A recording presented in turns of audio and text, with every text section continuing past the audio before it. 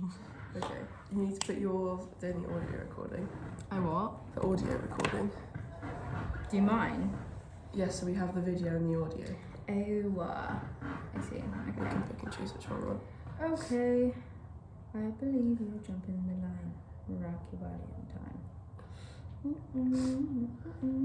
Okay, so I think what we should do is, like, if I talk through what I've got here and then you tell me what you think about it. Yeah. Okay, so these are my things that I did after the Petrikisha from the feedback. Mm-hmm. So I looked at an article about, what's it called? Athena, and by Charlene Spretnak, and I underlined some of the quotes that I liked. Then I found this fresco as well, which is basically like an ancient Greek painting. Yeah. And then I like linked it to different black figure vases, and then Petra Borna, whose work is like really influential of mine, I guess. And then I was looking at like symbology and like the Rosetta Stone and different symbols from Janis Marashek.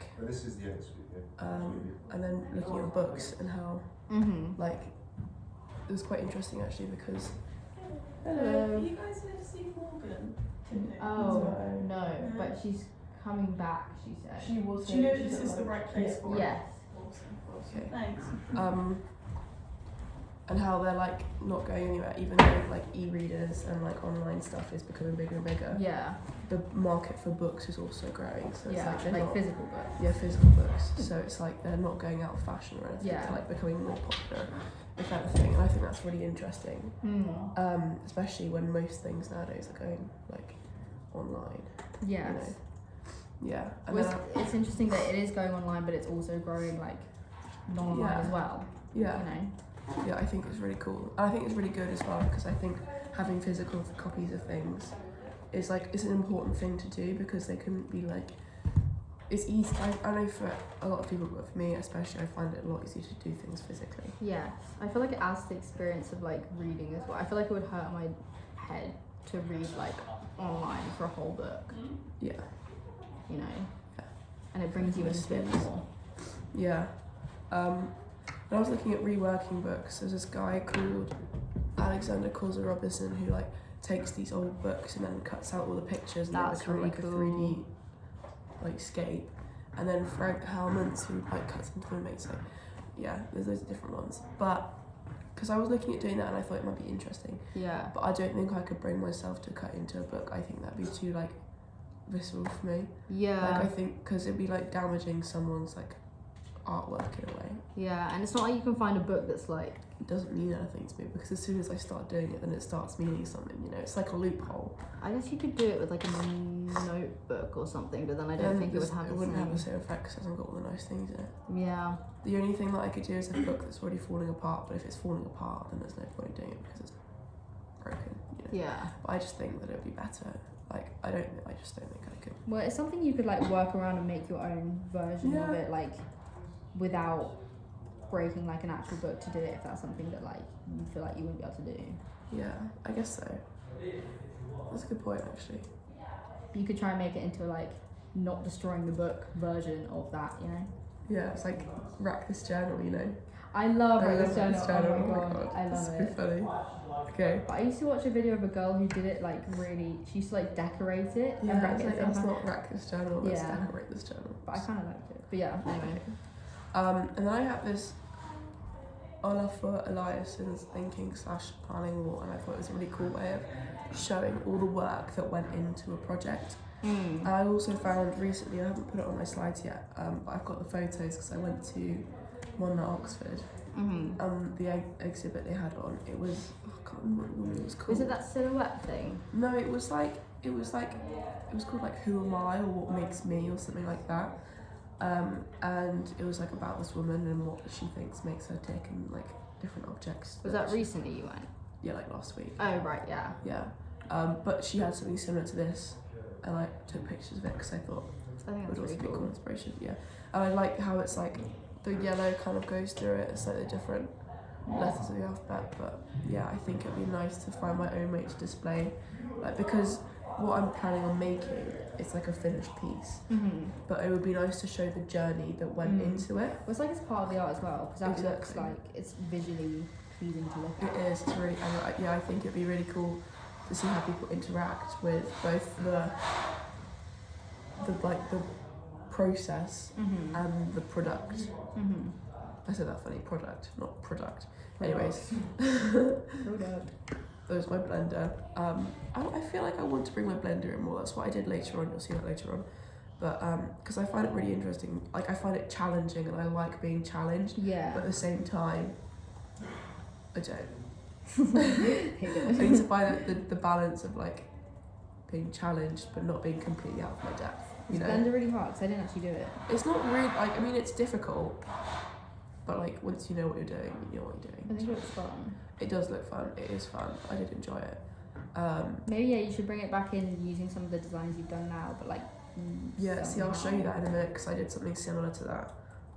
But yeah, then this is where I started looking at the silhouette. Yeah. Because I found like a bit of Petrobras work that I liked. It's called Floral Face, and then I made this picture, this drawing. And then I was thinking about limitations, and instead of having all the materials in the world, just trying to like strip it back, simple it down. And I made that masking tape one. And I really liked that one. That was the first one I made. And then I was talking to Etta, and she said to make it into a mask, which was really fun. And then I did these iterations with it, like with masking tape, and then peeling it back. But it was like, it was working, but it was like destroying the paper. And like, I like the texture and the effect that it had, but I didn't like, I felt like it was really fragile. And I wanted something that would be more like sturdy. Yeah, well, you could try it on some different materials maybe. But then I wouldn't be able to, like, the whole point is that it's on paper so I can make it to books. I guess I could use different materials to make the books, but... What would you use though? Like, I could do like little pages made of fabric. Yeah, That would be fun. Idea. But I mean, I'm not making proper books, so it's not going to work like that, because they're not actually books, they're like just little paper design things, so... Maybe stick to paper then. But you could like try something else, just like It would be experiment. fun, yeah, I should do that. I think I shall. I need to find my masks, they're in my cubby hole. I need to do that as well for my other bits. But yeah, and then I did the backgrounds because I was thinking about layering, instead of just having the white background, like I was experimenting with having different things in the back, and then I was thinking about having it on top of those. But then I did loads of them. I really like this one, like just scraping paint across the page and seeing what textures I could get with it. I like that one. Which one? That one's my favourite really cool. one, I think. This one, that one. I like the this colours one. a lot. Yeah. And I don't know, Cameron said that I should look at putting text on it. But then I was thinking about the publications I was making and how they kind of need to be protected because they'll be quite fragile. And so I'm going to use these to make like boxes, like little cases for them to go in. And then I'll use the mask to spray over the top, so you've got the texture of the paint, and then parts of it will be slightly masked, but you won't have the whole thing because it'll be cut out into the net to make the box. It's gonna be really cool. It's gonna be fun. Yeah. Well, I like the idea of like stripping back the stuff and like still communicating the same message. Like how much can you take away and it still like communicates the same thing. Yeah, you know? that's fun. That's it's like cool. what's really at the core of the message. What is the thing? Yeah, because what I need to do I know I've done it, but I need to write it down because each of the publications is going to have a message, because it's basically like bringing messages from classical stories, like classical myths, into the modern day and seeing how they relate and what that's really interesting. what needs to be like what like morals are still relevant and need to be listened to. Like the Midas one is like choose love over greed, and the Icarus one is like be aware of your limitations. Don't try and burst through the ceiling. That's just gonna well, there's a lot of this like similar morals that we have about stuff to like. I feel like we view people from the past as like really different from us, and like the way they speak and stuff is just different, but it's not actually different. It's just the same. It's like at the end of the day, we're all people. We all live the same. Like, I mean, it's not Human the same nature is life, human but nature. everyone is born, lives, and dies. You know, we have lessons to learn. We experience a lot of the same trials and tribulations. trials and tribulations. Oh yeah. Oh yeah. Oh yeah. Yeah. Anyways. Yeah, let's keep going. So then I started looking at actually making books, and this was someone I saw on Instagram, who I now follow, and they actually make some really cool little books. But this one was one that you pop it up and like a little thing, like a little leaf pops out. And then I started trying to make them, which was fun, and I got the hang of it, but I didn't really like. It wasn't right. Do you know what I mean? Like it just wasn't doing what I needed to, because I just think it was a bit too convoluted. Like I wanted them to be simple and compact, rather than. It was a bit too like messy. Yeah, I think so. And I just think, Complicated. like, I like the idea of being able to take something away with you and bring it with you, and like have the little card that comes out, Something like neat and like a little card that comes out. and sturdy. Yeah, but then I think that I don't know if it should be the same thing as a book rather than having their own highlights. Because what I'm planning to do instead of this, so like coming on from this idea, I'm gonna have the little, like the pop-up book for Midas, the concertina one for Icarus, and then the Victorian puzzle purse thing for Pandora, and then alongside there's gonna be little like almost like business cards, and then on one side it's gonna have the moral of the story, and the other side it's gonna have the name, because I'm gonna have stamps. Cool.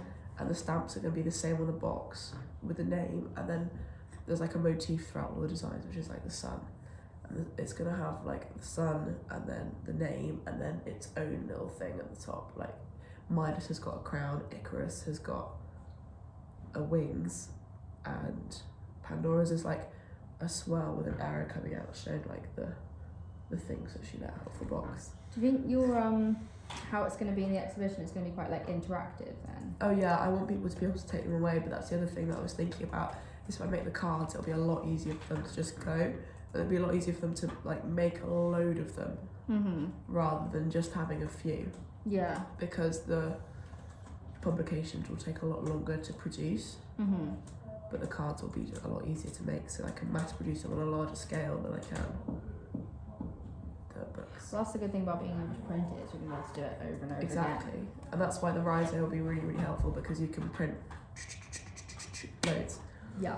It'll be really, really good. Love. And then I was looking at this as another inspiration from, it was actually at a pub. Yeah. There's like books on the wall, and I was thinking it linked again to the Olafur Eliasson thing. There's a guy in my village who makes like, I don't remember exactly, it was a very long time ago that I like saw him make them, but he makes these like books where he like cuts into it and like makes it into like weird patterns and stuff. Yeah. And I could get in contact with him, because he literally lives like down my road, and be like, how, or like take some pictures of it or something, because it could be useful to know how to like, I don't know, just how to construct like stuff like that, or just inspiration pictures or something, because it's like kind of similar to that. Yeah, that would be really cool if I could do that. I don't know what I'd say though. I don't know, but it could be something. Send me pictures of what he's done, and then I'll look at it and say. Yeah.